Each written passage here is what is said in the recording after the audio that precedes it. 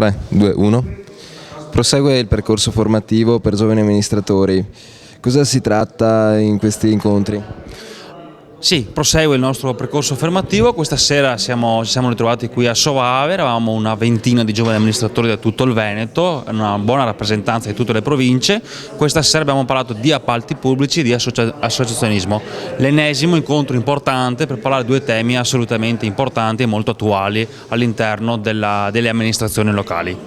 Cosa possono dare in concreto a un giovane amministratore tutti questi incontri?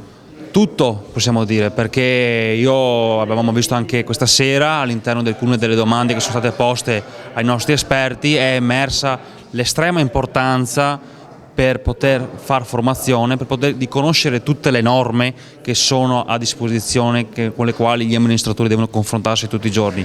Il percorso formativo ha proprio questo scopo, quello di dare gli strumenti ai giovani amministratori per conoscere le norme, conoscere le leve sulle quali poter lavorare e con queste confrontarsi. Perfetto, grazie.